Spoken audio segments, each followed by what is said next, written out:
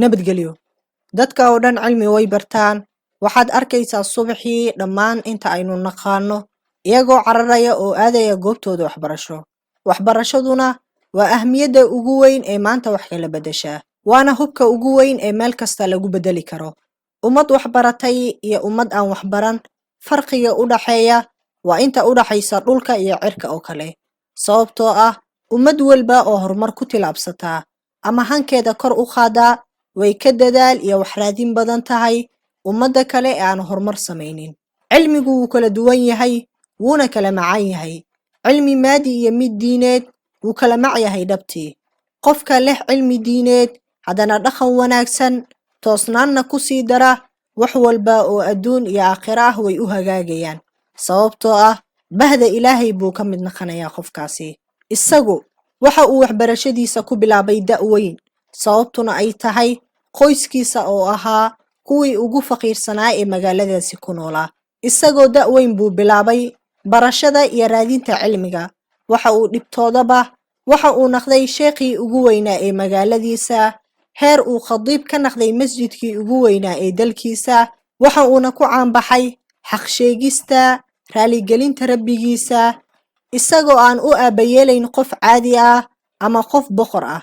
Goortaad rabbiga weyn ku kalsoonaato, wax kaa hor imaanaya ma jiri doonaan. Sababtoo ah waxaad aaminaysaa wax walba oo rabbi qadaray inay kugu dhacayaan. Isagu waxa uu ahaa mid gaaladu ay dhaheen, isagoo kale hadduu naga dhalan lahaa, gacmaha ayaan ka dhunkan lahayn, lugaha ayaan u dhaqi lahayn, kadibna biyaha aan lugaha ugu dhaqno ayaan cabi lahayn. Waad dareemi kartaa qofkaasi darajada uu lahaan karo. Isagu waxaa la yidhaahdaa waa suldaanka culimada ama boqorka culimada oo dhan. Sheekhii xaqa jeclaa, aan ka baqin waxba, doonayay badbaadinta ummadda muslimiinta. Isagu waa Sheekh Al-Cizi ibnu Cabdisalaan, calimkii culimada, cabqarigii reer Dimishiq, xaq u diririhii islaamka, suldaankii culimada islaamka. Isagu waa Al-Cizi ibnu Cabdisalaan. Sheekh Al-Cizi ibnu Cabdisalaan waxa uu ku dhashay Suuriya sanadkii 577 ee taariikhda hijriyada. Asalkiisu waa reer Makhrib. Sheekhu waxa uu ka dhashay qoys faqiir ah, sidaa awgeed cilmiga isaga oo da' weyn buu bilaabay. Iyadoo ay sidaa tahay, haddana waxa uu bartay culuum fara badan sida fiqiga, xadiidka, luqada, oo uu weliba ku noqday mid ka mid ah culimadii ugu waaweynaa ee xilligiisa. Sheekhu waxa uu ahaa mid aad looga heebaysto oo kelmadda xaqa aan cidna uga baqin, wax kasta oo ay kalifayso.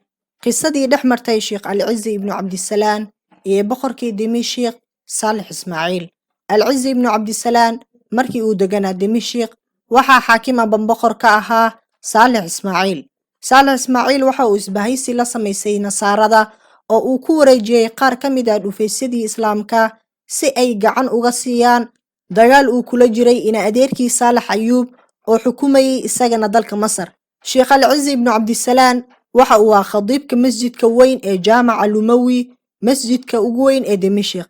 Sheekha markii uu arkay khiyaanada weyn ee uu sameeyay boqorka ee ah in gaalada uu ku wareejiyay dhufaysyadii muslimiinta iyo in uu boqorku doonayo in isaga iyo gaaladu ku duulaan walaalkii Saalax Ayuub, wuu ishayn kari waayay sheekha. Waxa uuna furay mimbarkii masjidka oo wuxuu ka hor yimid ficilka xun ee uu boqorku sameeyay.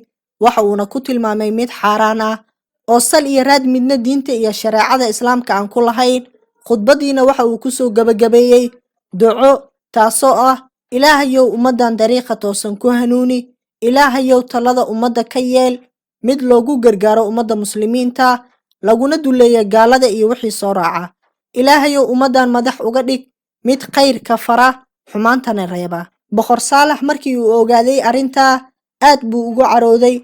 Waxa uuna amar ku bixiyay in la soo xiro Sheekh Al-Cizi ibnu Cabdisalaan, laakiin dadkii baa ku kacay. Kadib sheekha jeelka waa laga soo saaray, laakiin waxaa laga mamnuucay khudbadii. Kadib Sheekh Al-Cizi ibnu Cabdisalaan waxa uu go'aansaday inuu isaga tago magaalada oo uu aado Baytulmaqdis. Sheekhu markii uu soo baxay, waddadii uu ku soo socday waxaa ku soo socday isna boqorkii Saalax ahaa ee uu ka soo carooday. Saalax waxa uu u soo diray sheekha nin ilaaladiisa ka mid ahaa oo uu ku yidhi, u tag Cizi ibnu Cabdisalaan, si fiican ula hadal, una sheeg in uu soo noqdo haddii uu soo noqdana uu helayo mansabkii iyo mid ka sareeya, balse waxaa looga baahan yahay oo keliya inuu dhunkado gacanta boqor saalax ismaaciil. ninkii ilaaliyaha waa uu soo baxay, waxa uuna u yimid sheekh alcizi ibnu cabdisalaan, waxa uuna ku yidhi hadalkii uu boqor saalax u soo sheegay. sheekhii waa uu qoslay, waxa uuna ku yidhi si qosol leh, waxaad tahay miskiin, wallaahi raalli ka noqon maayo in boqorku gacanteeda dhunkado, iska day inaan gacantiisa dhunkada waxaa ii muuqata inaan aniga iyo idinka kala wadanahay oo aan kala duwannahay. waxaa mahadle allaha iga caafiyey waxa uu idinku ibtileeyey. ninkii baa yidhi haddaba waynu ku xiraynaa. sheekhii waxa uu yidhi sameeya waxaad rabtaan. way qabteen wayna xireen sheekha. jeelka ayuuna isaga cibaadaysan jiray, qur-aanka ayuuna isaga akhrisan jiray. maalin maalmaha ka mid waxaa jeelka meel u dhow shir isugu yimid boqor saalax ismaaciil iyo madaxdii nasaarada. waxa ayna maqleen codka sheekha oo aad u macaa. boqor saalax ayaa si jeesjees ku yidhi ma maqlaysaan codkaas?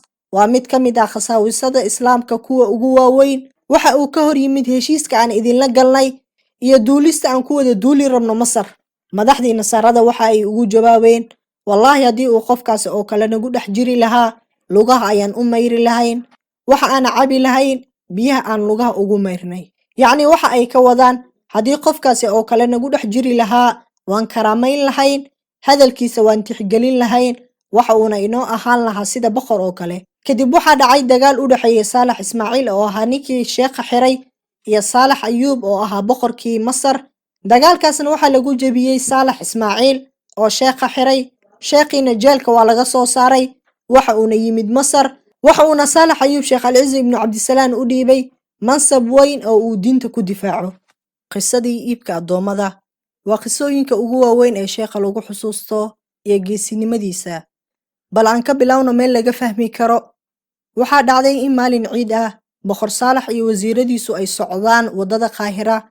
waxaa boqorka hortiisa isa soo taagay sheekh alcizi ibnu cabdisalaan. waxa uuna ku yidhi saalax ayuubow, yacni magaciisa oo aan wax mansab raacsanayn buu ugu yeeray. dadkii iyo wasiiradii ayaa yaabay. sheekha isaga oo hadalkiisa sii wataa waxa uu yidhi ilaahay agtii maxaad kaga jawaabi doontaa markii beri lagu weydiiyo miyaanan kuu dhiibin mulkigii Masar oo haddana aad banaysay qamriga? boqor saalax ayuub ayaa ku yidhi oo arrintaas miyay Masar ka jirtaa? sheekhii baa yidhi haa way jirtaa, meeshaas iyo meeshaas ayayna ka jirtaa, adiguna nimcadan ayaad isaga raaxaysanaysaa. boqorkii ayaa yidhi anigu ma samayn arrintaa waa xilligii aabbahay. sheekhii baa yidhi haddana waxaad ka mid tahay kuwa ilaahay uu yidhi bal qaaluu innaa wajadnaa aabaa'anaa calaa ummatin wa innaa calaa aathaarihim muhtaduun. waxay dhahayaan aabbayaasheen baynu ka soo gaarnay, iyaga ayaana raadkooda raacaya. boqorkii baa yidhi arrintaas ilaahay baan ka magan galay. isla waqtigii ayuuna amar ku soo rogay. markii uu shiikha ku soo noqday xalqadii uu cilmiga ku akhrin jiray ayaa wiil ardayda ka mid weydiiyey su'aal oo uu ku yidhi sheekh maxaad boqorka sidaa ula hadashay?